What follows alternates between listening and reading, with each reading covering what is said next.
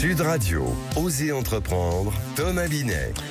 Lancez-vous dans la grande aventure de l'entreprise, comme chaque dimanche sur Sud Radio avec Thomas Binet. On parle de quoi aujourd'hui ? Eh bien, Jean-Marie, on va commencer par la saga de la semaine. On va raconter l'histoire de Leclerc. Vous savez, les hypermarchés, les supermarchés. Et puis, vous êtes entrepreneur. Vous souhaitez le devenir et pour autant, vous n'osez pas vous mettre en avant. Notre grand témoin de la semaine, Lucie Lebaz, autrice du livre « J'ai peur, mais j'y vais », paru aux éditions Duno, est là pour nous expliquer comment libérer l'entrepreneur qui est en vous. Et puis, on terminera par l'importance de la pensée design. C'est quoi? Ça consiste en quoi? Je vous explique tout dans un instant. Tout de suite, c'est parti. Mais on commence, comme chaque semaine, en partenariat avec le magazine Entreprendre. Rentrer dans les coulisses d'une histoire, d'une grande histoire, celle d'une enseigne qui a chamboulé nos habitudes de consommation. Édouard Leclerc. Thomas, comment cette marque voit le jour? Jean-Marie, tout commence en 1949 en Bretagne, à Landerneau. Édouard Leclerc ouvre une petite épicerie avec une idée simple mais révolutionnaire: supprimer les intermédiaires, acheter directement aux producteurs et proposer des prix 20% moins chers. C'est comme ça qu'est né ce qu'on appelle aujourd'hui le mouvement Édouard Leclerc. Alors, depuis, c'est plus seulement une histoire d'épicerie, hein? Non, absolument. Édouard Leclerc avait une ambition bien plus large, rendre tout accessible à tous. Après les produits du quotidien, il a brisé les monopoles sur le carburant, la culture, les bijoux, la parapharmacie, je m'arrête là, et même les forfaits mobiles d'ailleurs. Une vraie révolution sociale au-delà du simple commerce. Et aujourd'hui, comment l'enseigne avance? Le mouvement n'a jamais cessé d'évoluer. Dès 1996, par exemple, ils ont supprimé les sacs plastiques bien avant que la loi ne l'impose. Et côté organisation, chaque magasin reste indépendant. Les directeurs sont des entrepreneurs libres de leur choix, tout en suivant une logique coopérative. C'est ce modèle qui permet à Édouard Leclerc d'innover et de s'adapter sans cesse, tout en restant fidèle à une idée forte: faire rimer économie avec pouvoir d'achat et progrès social. C'est quoi la place de Leclerc aujourd'hui? Leclerc est le leader incontesté de la grande distribution. Il pèse 61 milliards d'euros de chiffre d'affaires en 2024 et est reconnu comme l'enseigne la moins chère de France. Ouais, c'est considérable quand même. Allez, tout de suite, Thomas, on accueille votre invitée Lucie Lebaz. Bienvenue. Bonjour. Sur Sud Radio. Merci. Vous êtes experte en marque et en communication d'influence. Vous êtes l'autrice de ce livre « J'ai peur, mais j'y vais ». C'est paru aux éditions Duno. Vous êtes l'invitée de Thomas Binet. Et pour ceux qui nous suivent sur sudradio.fr, je le montre à la caméra. Voici l'ouvrage donc de Lucie Lebaz. Vous parlez d'un constat, Lucie Lebaz. Être entrepreneur, ce n'est pas être forcément extraverti, grande gueule. Je vous cite, bien au contraire. On peut être entrepreneur et être effacé ou en retrait. Vous l'appelez même l'inconnu preneur. C'est intéressant comme terme. Ceci dit, dans l'époque où nous vivons, très sincèrement, à l'ère des réseaux sociaux et du bruit médiatique, être discret ne permet pas forcément d'exister. Et donc, c'est pas forcément un gage de réussite, honnêtement. D'être discret? Oui. Il va falloir avoir une stratégie et il va falloir être honnête. Donc, et ça, c'est pas forcément très simple à communiquer. On peut tout à fait être honnête dans la vie de tous les jours. Par contre, comment on communique son authenticité dans sa communication? Et c'est ça tout l'enjeu. Alors c'est là où intervient la notion de personal branding dont vous parlez. Exactement. Ou marque personnelle pour le dire en français. Mais on va le définir, c'est quoi concrètement? C'est l'alignement entre ce que vous pensez, ce que vous dites et ce que vous faites dans le but de vous distinguer sur un marché. Aujourd'hui, il y a beaucoup de tout. Il y a beaucoup de coachs, d'entrepreneurs dans la tech, de consultants, de créatifs, de médecins, d'avocats. Comment on se distingue dans cette foule? Et donc, c'est là où, en fait, intervient la pratique du personal branding, faire de soi une marque avec un discours clair, différenciant à partir de qui vous êtes. Alors, pour qualifier votre propos, vous citez également Jeff Bezos, le fondateur d'Amazon, qui a dit que la marque personnelle, c'est ce qu'on dit de nous quand on a quitté la pièce. Et vous rajoutez même que c'est également ce qu'on dit de vous avant que vous ne soyez dans la pièce. Exactement. Vous n'avez jamais googlisé quelqu'un ou regardé... Si, forcément. Voilà, tout le monde le fait. Ouais. Eh bien, aujourd'hui, c'est une déformation. Qui ne va pas vérifier le profil LinkedIn de quelqu'un? Qui ne va pas vérifier même des avis sur une entreprise? Eh bien, c'est la même chose lorsqu'on cherche un prestataire. On va vérifier sa crédibilité, son antériorité en termes de CV, ce qu'il a fait, ses expériences, et puis comment il se comporte. Ça en dit beaucoup sur les valeurs. De quoi on parle? Qu'est-ce qu'on publie? Tout ça va vraiment dégager en fait des piliers, des lignes directrices. C'est ce qui est important en fait pour le prestataire, mais aussi la personne qui va l'embaucher. Alors votre credo quand même, c'est que tout entrepreneur doit avoir recours justement au personal branding, donc la marque personnelle. Mais si je suis votre raisonnement et je vais vous taquiner un petit peu, ça va devenir la norme. Donc du coup, personne ne se démarquera si tout le monde s'est démarqué de la même manière. Ah, je l'attendais. En plus, je la traite, cette question. Bien, voilà. J'espère que vous l'avez bien préparé alors. Alors, le personal branding, en fait, ne repose pas sur l'idée d'être vu, parce que on voit tout le monde tous les jours. Mais de se différencier et surtout d'être reconnu pour qui on est. C'est pas parce que beaucoup de gens publient, et aujourd'hui, c'est pas si difficile de publier. Je veux dire, on a un petit chaton qui s'appelle ChatGPT qui peut faire le job pour nous, d'accord ? Maintenant, pour autant, même s'il y a énormément de publications et énormément de flux entrants, pour autant, c'est pas impossible de marquer les esprits. Et c'est ça l'objectif, c'est de marquer les cœurs et les esprits.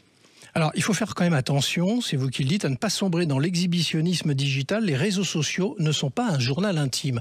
Et d'ailleurs, c'est intéressant ce que vous expliquez parce qu'on l'entend de plus en plus. Et d'ailleurs, entre autres, pour le fameux, réseau social professionnel qui porte bien son nom de LinkedIn, où beaucoup de personnes viennent nous dire, vous savez, je vais vous expliquer ceci, vous expliquer cela. Et on est tombé un peu là-dedans quand même aujourd'hui, non ?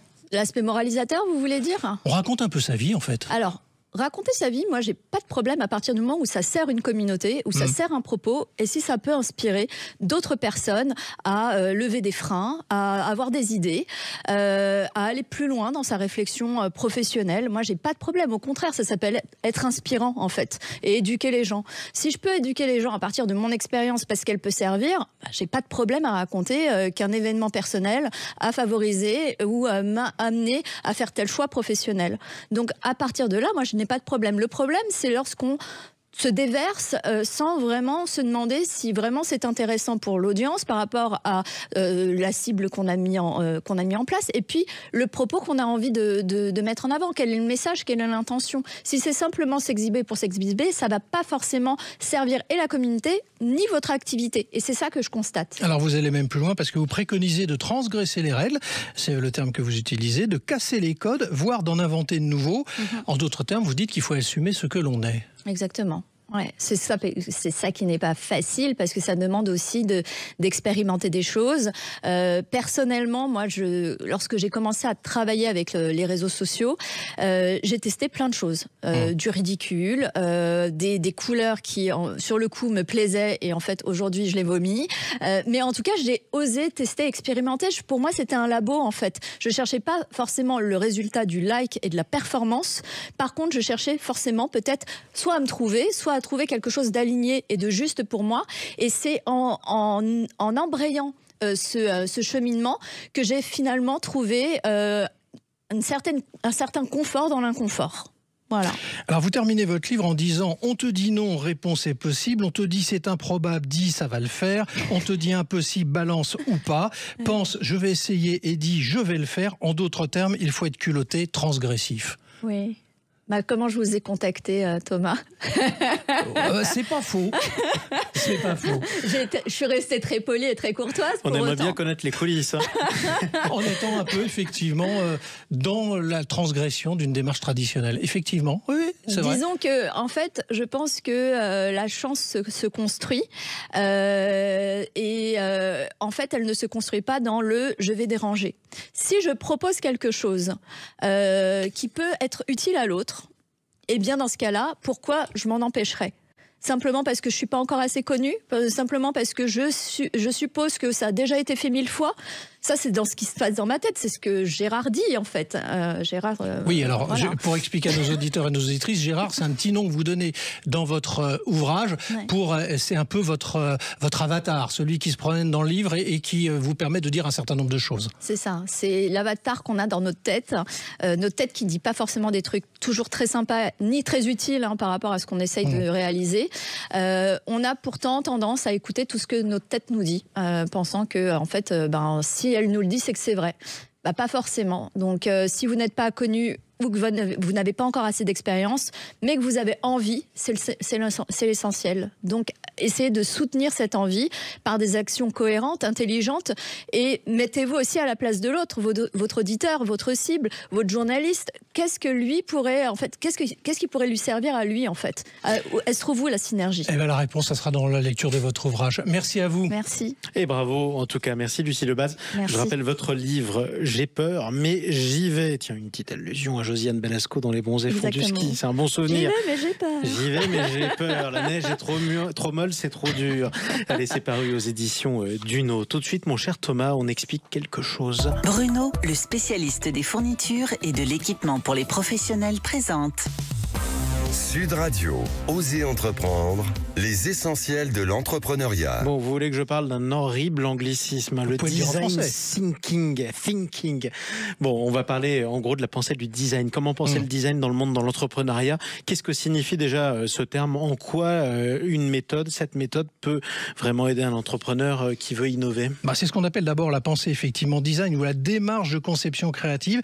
C'est une méthode qui force les entrepreneurs à faire quelque chose qu'ils oublient souvent: écouter avant d'agir. Alors, écoutez, d'accord, mais concrètement, ça change quoi quand on lance une entreprise? Eh bien, imaginez que vous voulez créer une application pour faciliter le covoiturage. Vous pourriez foncer développer l'appli de vos rêves, sauf qu'en réalité, les usagers veulent surtout une fonctionnalité ultra simple pour vérifier la fiabilité du conducteur. Sans ce détail, votre appli ne décollera jamais. La pensée design, c'est justement ça. Comprendre d'abord le problème, tester des idées, ajuster et recommencer jusqu'à ce que la solution colle parfaitement aux besoins réels. Donc, l'innovation ne part pas d'une idée géniale qu'on a sous la douche. C'est possible, ça peut arriver, Jean-Marie, mais elle naît surtout d'une observation attentive, d'un dialogue permanent avec l'utilisateur et d'une capacité à remettre en question ce qu'on pensait savoir.